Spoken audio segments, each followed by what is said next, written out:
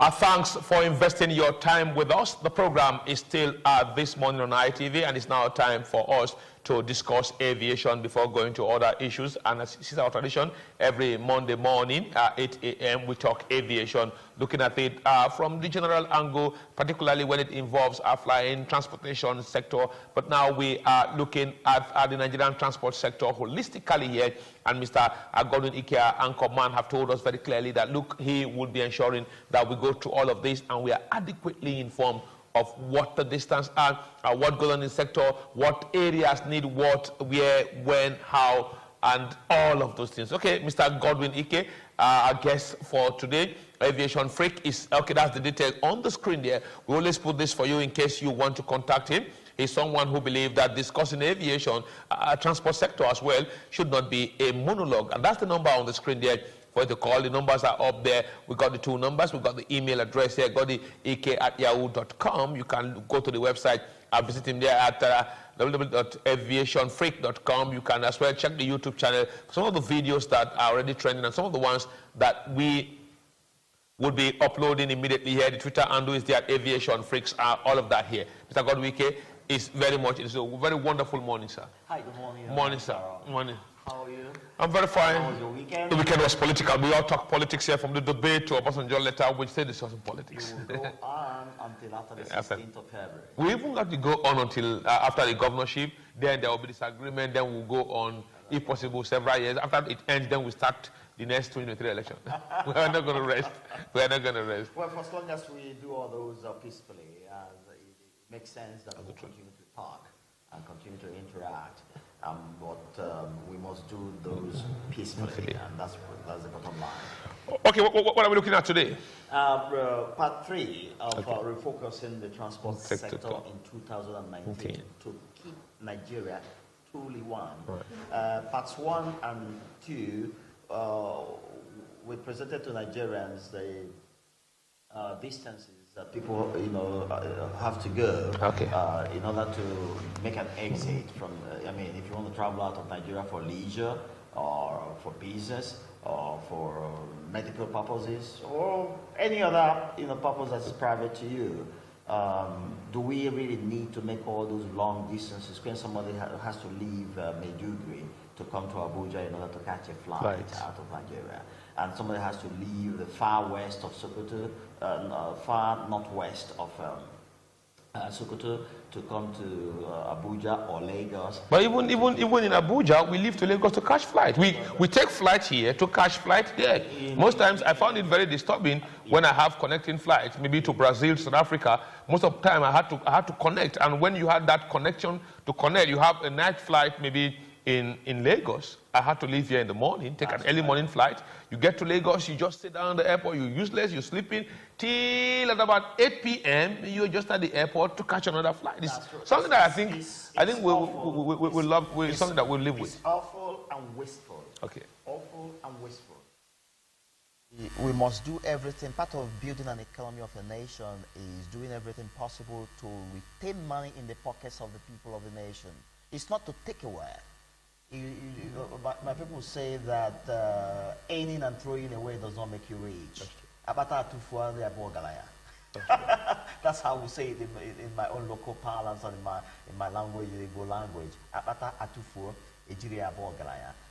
Aiming and throwing away does not lead to wealth, and riches. And so, if we have people spending so much time, spending so much money, going through stress, some losing their lives in the process, until it gets close to you, you never know that things like that are happening on a daily basis. And I have taken a look at it, a hard one for that matter, and I say, no, this is a product of planlessness. We can plan better, we can do it better, and we can have international airports dotted and force all the airlines that must come into Nigeria to go to all those spots and pick up passengers. I've once been picked from Abuja here, or was it, it was Abuja, from Abuja here, and all the way to Ghana. And more passengers came in. We were seated in the airplane, we didn't step out of the airplane, and then we lifted off and headed north, and as I was looking at the map as we were traveling, I saw us slicing through Benin, KB, Sokoto. You're coming back to the axis you were before. That's correct. Right on my right there, we went particularly on over Nigeria airspace, but then a few miles to the right, you see that Benin, KB, Sokoto, and the rest of them were heading back, north to Europe. A journey that could have easily been done from Abuja straight to Europe over flying Kano and the rest of them. Maybe because the Ghanaians have already put their feet on the ground. That's correct. So this we can do. We don't have to have anyone leave Maiduguri to come to Abuja or Lagos because he or she wants to catch a flight out of the country. We don't have somebody leaving Sokoto to do the same.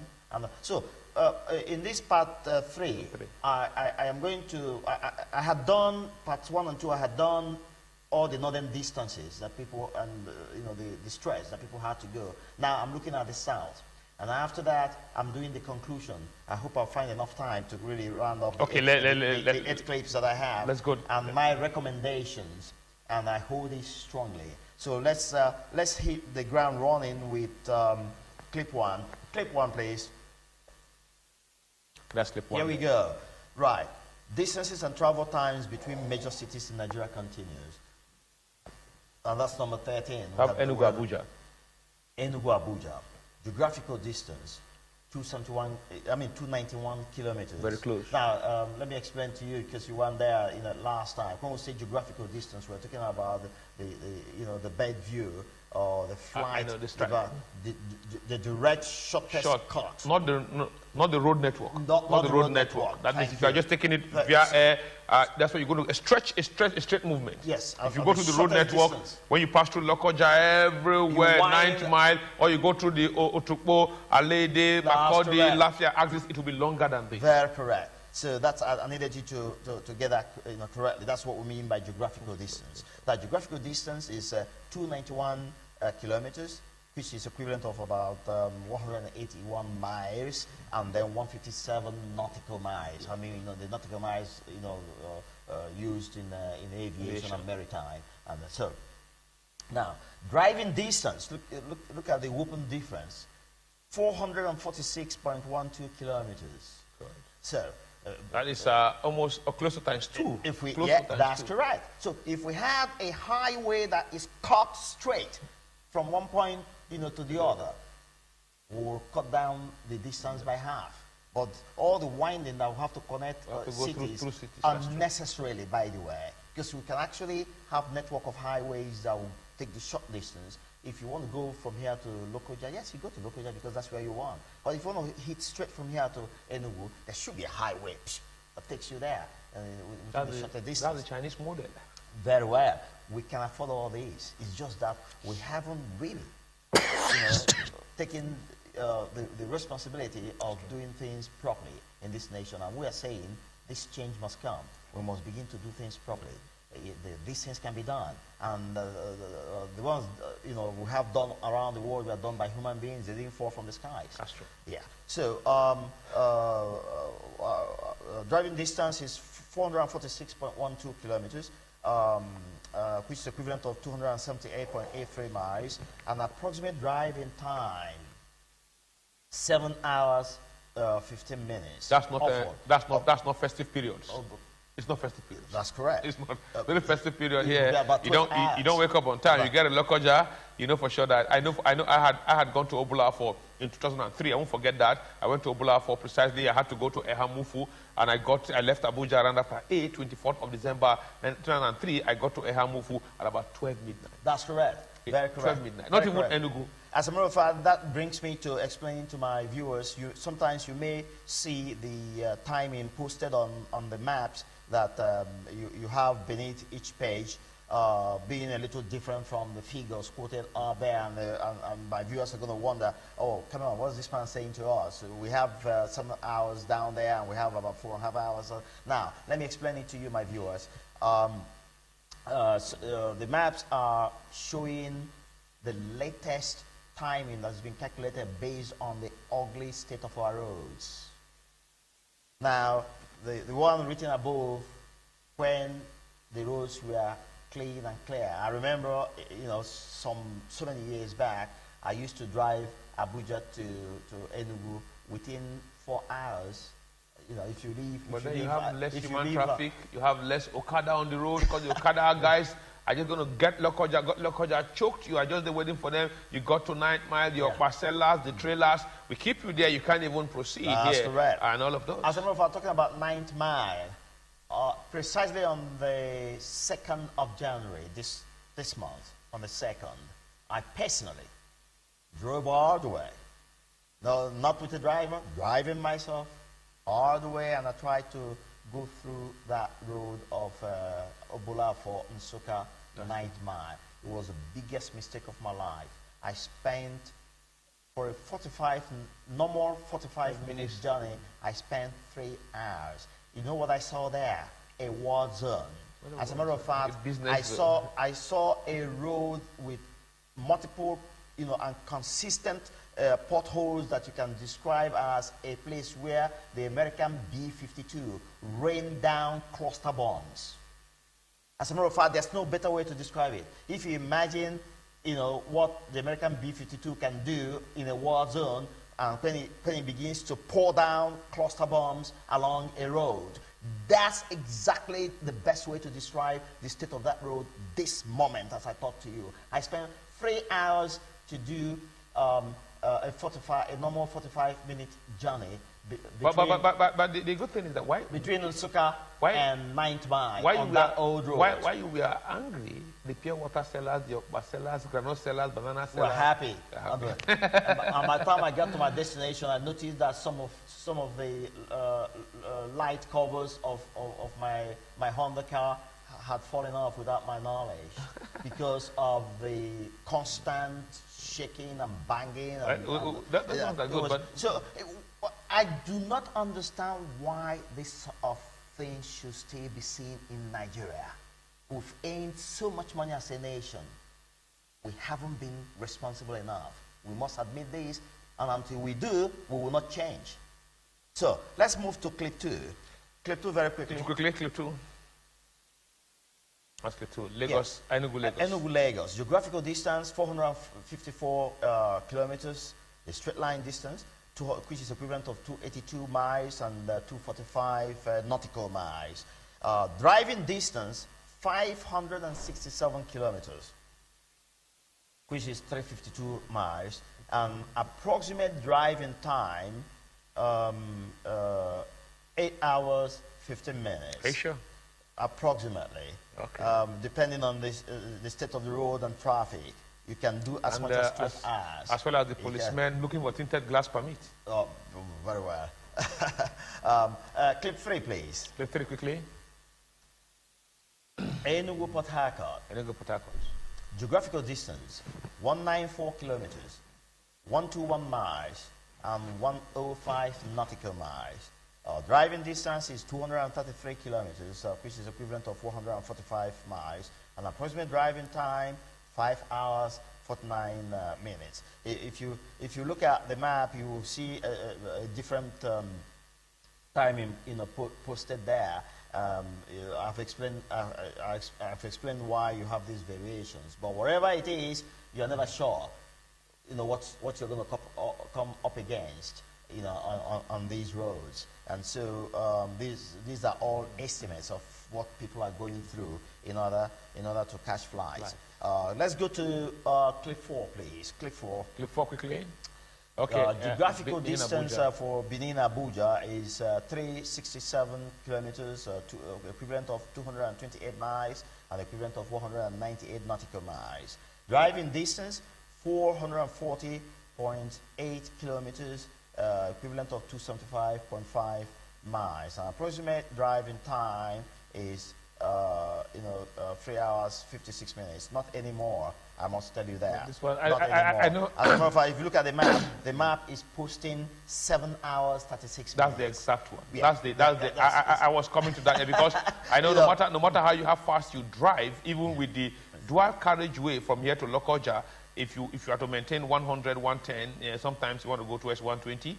From where we are here at Mpakwe, you'll be using about 1 hour and 46 minutes. That's correct. Then you now go to the Lokoja axis with a very bad pothole there. From Lokoja to Auchi to Okbila, Lokoja to Okene, yes. From the stretch from Okene through Okbila, through Iyamu down to Jetu, Auchi, stretching it through EU to Ekmoma is one very bad end. Horrible. Very horrible end. So I think even the 7 hours you talk about is economical, but let's pray that we get. That's correct. Very correct. Clip 5, please. Clip 5.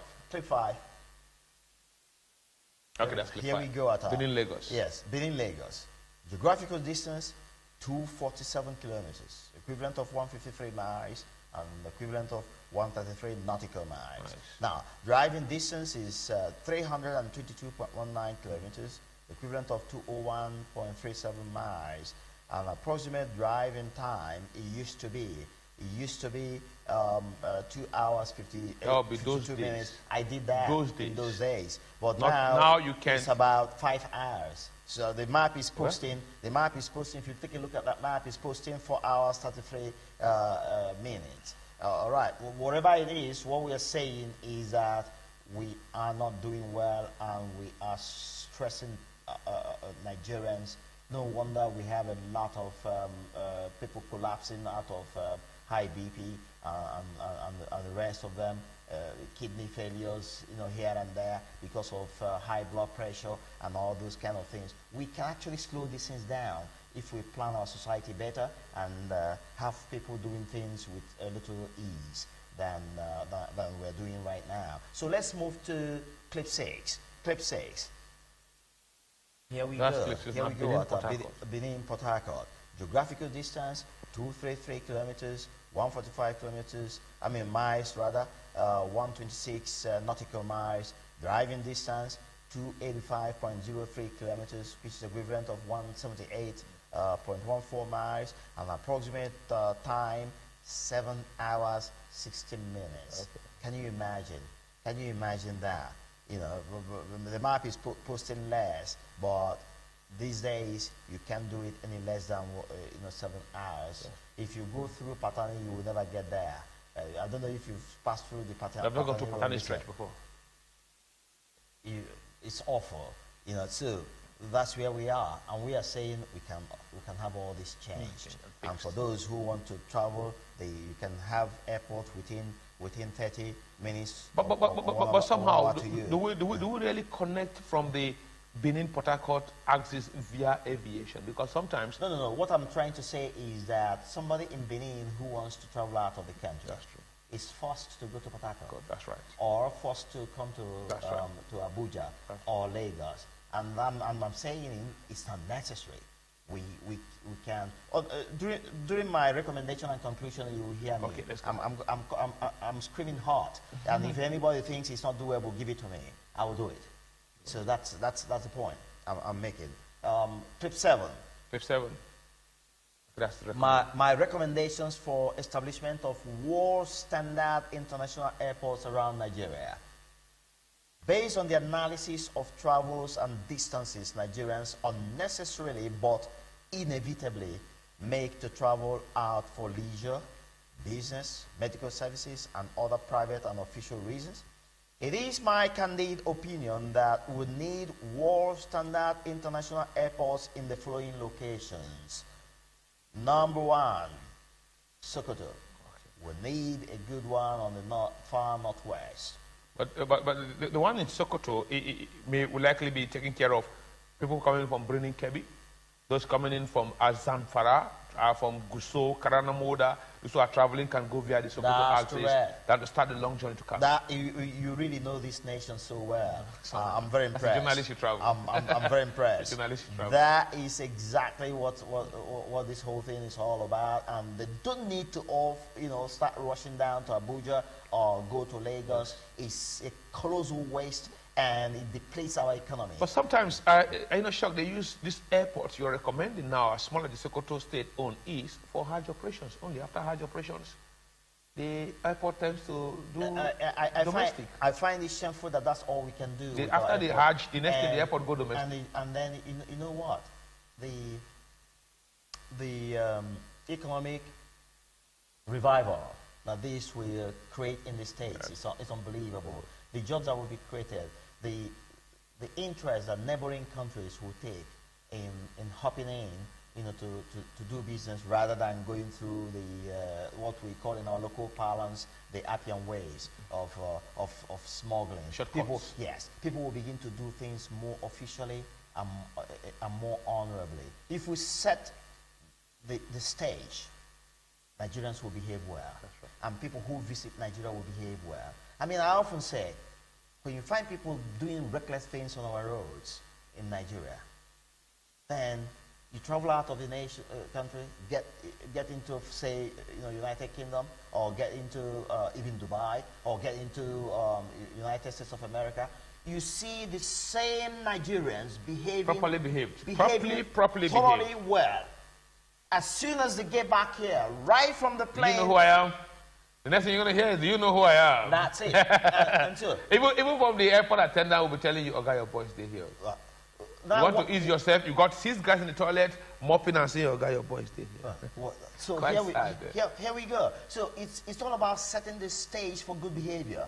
If we set the appropriate stage, Nigerians will behave well. That's the case I'm making here. So let's get on with it.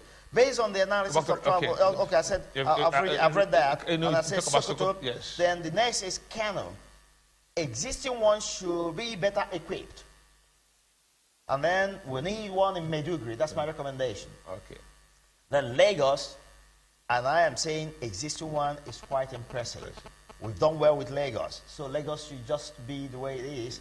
Or we can upgrade it here, because when you go around the world, you see some airports here. With due apology, no, Lagos, why I say Lagos look like just A. Someone told me in Singapore when we were going out of Singapore, and we had to go through gate A, B, C, D, E, F, G, I think H. I can't remember where it ended now.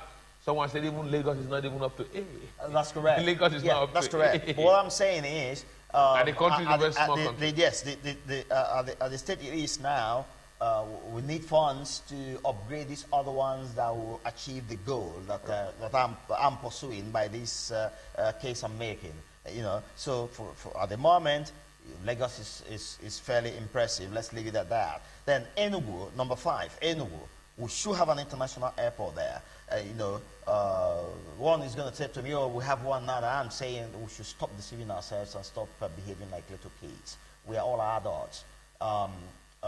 International airport is not a function of name. It must be seen to be international. That's correct. When you call something international, you know it is almost the pride of the nation. It's at global standard. Not you call it international, and that thing looks more like a very. Even in some countries, the local airport, we don't have local airports even anywhere. Most part of the world, I don't know, but I know for sure in South Africa, the airports in Johannesburg, the airports in Johannesburg is international. The one in Cape Town fly international. The one in Durban fly international. The one at Pretoria fly international. Then which airport do you now have that is local around that area? Almost all the airports they will have. But all the ones I have seen, I have stopped, they fly international. It's just like if we achieve this goal on this case I'm making right now, we have in Sokoto, we have Kano, we have Maiduguri, we have Enugu, and so an average visitor will say, it doesn't seem we have local airports in Nigeria, but we do have. Okay, I agree with you. So that is the picture you're getting from what you've just said about when we stop in Africa. Joburg, you say, well, drop some in Pretoria. I was going to Cape Town. We'll drop you off at Cape Town, all international. I'll tell you, Atta, I feel horribly irresponsible by the way we sit back and watch our nation move. Or watch the world go, and we're not going. The world is going. And I'm making my own case. Okay. Spending my hard-earned money, buying airtime, by the way. That's lovely. I'm putting out this information, carrying out deep research. I started my day today at 3 a.m. That's good. Be sure of that. But sometimes we call that for God and country. For God and country. For God and country. Yes, I started my day today at 3 a.m. and here I am. And so what I'm saying in effect is that for goodness sake, we can do better. And let's begin to do. That's the point I'm making. Said to do better. Right. Yes. So Enugu, number 5, needs thorough expansion and equipping. And not just the name. No, and not just the name, international airport. Port Harcourt needs further. I use the word further because just the other day, one terminal was, commissioned, and I am saying it's not enough. we must get serious and but before this time, yes, I know I'd had a flight coming in from Port Harcourt to Abuja. Then it was still kind of named International Airport when they were doing the remodeling, and I was so embarrassed that we had to go through one attachment of a canopy, and the foreign guy just said, "Hey guys." And then one guy just asked, I wish I had time, I will tell you the story of some... I think I said it. Yes, some medical team that came to give Nigerians free medical services. What they went through in that Port Harcourt airport before the commissioning of this new terminal. It was awful. These guys arrived Nigeria at about 7 p.m. and were not able to leave the airport until 1 a.m. Shameful. And then there was... Some of them had to even run outside to get some oxygen. Some of them were running out of breath. A sister-in-law of mine was amongst the medical doctors that came for that, for that trade, and it was awful. And so, it impacts on our image. Every one of us, you, Ata, me, everybody. And so, we've got to do something. Now, let me conclude very quickly. Port Harcourt needs further expansion and equipping. Asaba should be upgraded to support the huge commerce going on at Onitsha. Very correctly. Very correctly. Yes, and very correctly. That's my opinion. Because when you see the crowd pouring in at the Niger Bridge head, in and out from Onitsha, you can have a commercial hub like Onitsha, and you can fly in. You can fly in. From Enugu, from Asaba, the people buying from Benin, the Benin stretch, they buy from Onitsha. The Benin buy from Onitsha. Even those from other areas in Delta buy from Onitsha market. The whole Delta buy from there. Edo buy from Onitsha. And even some part of Kogi, Benue buy from Onitsha. And in all of this, you can fly. You can fly. Next week, by the time we start the Maritime One, you will shed tears. You shed tears for this nation. We've gone on in a way that has to be put to an end. So Asaba should be upgraded to support the huge commerce going on at Onitsha and Navy towns. Now let's do our final clip of the day. Financial challenges. Yes. My recommendations. Funding challenges. Yes. Funding challenges. Funding challenges. I can perceive some of my viewers muttering under their breaths. Where will the money come from? I can feel it. I can touch it. I'm not seeing you, but I know somebody somewhere looking at me right now is thinking this way. Where will this money come from? And here's the good news. Excessive money for aviation infrastructure is available out there. International Civil Aviation Organization, ICAO officials told us that much during the ICAO forum in Abuja in 2017. Remember, Nigeria was privileged and lucky to have the very first ICAO forum outside Canada. You were in attendance? I was in attendance. Correct. Since 1944. The very first time it will happen outside Canada, it happened right here in Abuja. Aren't we lucky? We're lucky. Very well. And they told us that much. I was in attendance, and every word that was spoken there, I have records of it. Every word, I have record of it. And so, nobody can say, Gotti, you've misquoted somebody. It's impossible for me to misquote anyone. I took in everything that was said there and everything that was shown there, and I can reproduce them if anyone asks me to do so. Now, I carried out my personal research and confirmed that to be true. That is, that ICAO said, we have a lot of funds out there. I've made contact with Senegal to find out how they did theirs. I've made contact with... if you go to the Leopold Sédar Senghor Airport, Senegalese are not joking at all. No. They're not joking. Even most of our traders here buy from Senegal. And do you know what? Buy from Senegal. Do you know what? Go to the market in Dakar. Do you know what? That airport, Senegalese government didn't put $1. $1 of his money didn't go in there. And so, we can do same here. Do our paperwork, get the planning done, and show that these things are feasible and can be viable. And then the funds will flow in. But listen to this bit that will break your heart in this concluding part of it. I carried out my personal research and confirmed that to be true. That is what ICAO told us, that funds are out there. Put your acts together and access them. Okay. Now, the reason most investors and sponsors shy away from Nigeria is that doing business requiring inflow of offshore funds is usually fraught with corruption-induced sluggishness and resistance by some officials of government saddled with that responsibility. Corruption must therefore be put to death in Nigeria if we must make progress. Okay. If anyone is still in doubt, please ask me. Next week, we shall look at the maritime sector. A prosperous one Nigeria is possible and handy. I am saying a prosperous one Nigeria is possible and handy. That's true. I mean, one Nigeria where we all will believe that the country is going appropriately. Everyone is actually having the best of infrastructure here. But we thank you very much, Mr. God Ike, for coming, and let all of us understand that one thing we have going for us is the population. Across the world, when you talk about aviation, you talk about population. And with that population, sometimes you just check that you won't spend so much when you travel by road than when you go by air. Your time is money, your vehicles are money, your stress and all that. But when you go by air, you know for sure you're going to get relaxed. And somehow also, those who guide that sector of aviation in the country should see it. And one thing I will say, maybe when we come back next time, the airports are all markets. Airports are not, terminals are not buildings that you just go and wait. They are real big markets. And we haven't taken advantage. They're all like shops. And we haven't taken advantage. They're just like shops. When you go here, you just find everybody hanging around. But when you go out of here, everywhere is just market. You enter an airport, you want to buy everything you want to buy. Duty-free, restaurant, everything. You just shop and shop and shop until when they tell you, hey, guy, your flight is leaving you. You're missing your flight, and you had to rush there. But here, we just got some empty working space. Yeah, because we're not thinking. Okay, let's keep that. We'll think. Thank you very much, Mr. God willing for coming on. But next week we'll be here. Mind-boggling here. You've touched about this here. Let's hope that those who are in charge will start to go back to the drawing board and start to draw something very important for us here. We can't wait. The world is going in a supersonic speed. The world is going in geometric proportion. We cannot keep maintaining our arithmetic speed. That won't catch up. We'll take a